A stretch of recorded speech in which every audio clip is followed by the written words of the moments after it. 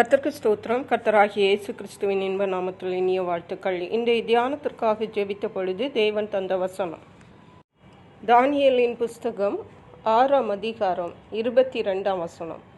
சிங்கங்கள் என்னை சேதப்படுத்தாதபடிக்கு தேவன் தம்முடைய தூதனை அனுப்பி அவைகளின் வாயை கட்டி போட்டார். அதேனென்றால் அவருக்கு முன்பாக நான் குற்றமற்றவனாய் காணப்பட்டேன். ராஜாவாகிய உமக்கு முன்பாகவும் நான் நீதிகேடு செய்ததில்லை என்றார். நம்முடைய கர்த்தராகிய இயேசு கிறிஸ்து நம்மை நம்முடைய சத்துருக்களுக்கு விலக்கி பாதுகாக்கிற தேவனாக காணப்படுகிறார். தானியேல் என்ற ஒரு மனிதர் இருந்தார். அவர் ஒரு தேவ மனிதர். அவர் அரண்மனையில் வேலை பார்த்தபோது அவருக்கு விரோதமாக சக ஊழியர்கள்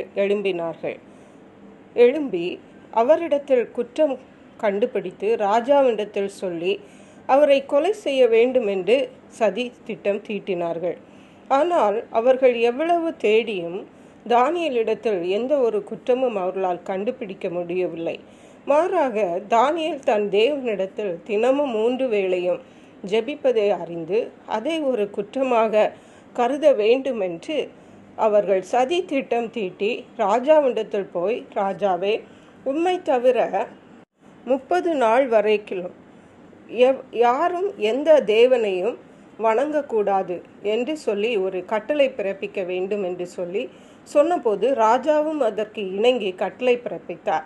ஆனால் தானியேல் என்றால் தேவனுக்கு, ஜீவனுள்ள தேவனுக்கு, நம்முடைய கர்த்தராகிய தேவனுக்கு அவர் உண்மையுள்ளவராக காணப்பட்டார்.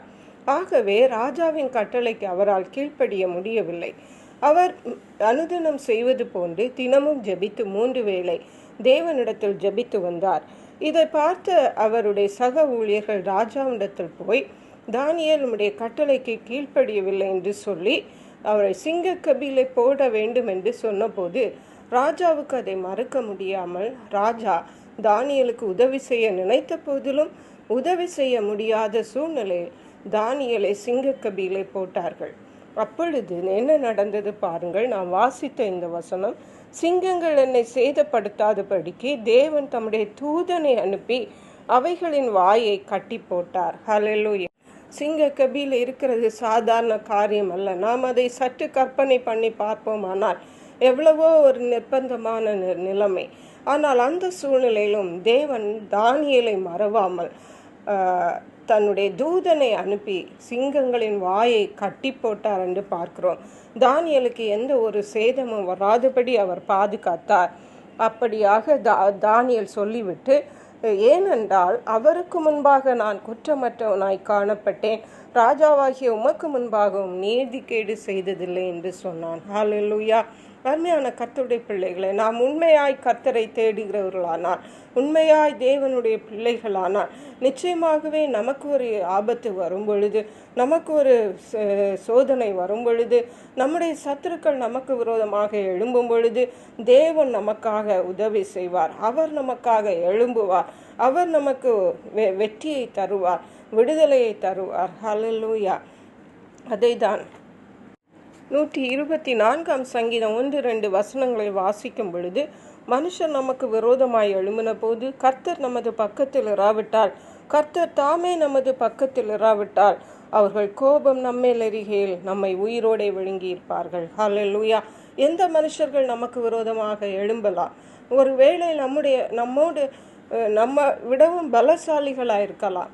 ஆனால் ஒன்றை மட்டும் நாம் தெரிந்து கொள்ள வேண்டும், எல்லாரையும் விட பலசாலியான நம்முடைய தேவன் நம்மோடு கூட இருக்கிறார்.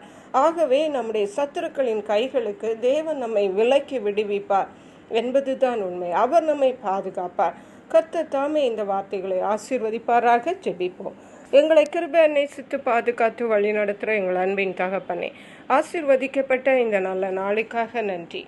இந்த நாளிலும் தானியேலை சிங்கங்களின் கபியிலிருந்து மீட்டெடுத்த தேவன், இன்றைக்கு உம்முடைய பிள்ளைகள் யாரெல்லாம் அப்படிப்பட்ட சூழ்நிலையிலே சத்துருக்களினாலே நெருக்கப்பட்டு பிரச்சனைகளினாலே பாதிக்கப்பட்டு இருக்கிறார்களோ, கர்த்தர் தாமே அவர்களை உம்முடைய தூதர்களை அனுப்பி நீர் விடுவிக்கிறபடியால் நன்றி பரிசுத்த ஆவியானவரே. துதி கன மகிமை மக்கே செலுத்துகிறோம்.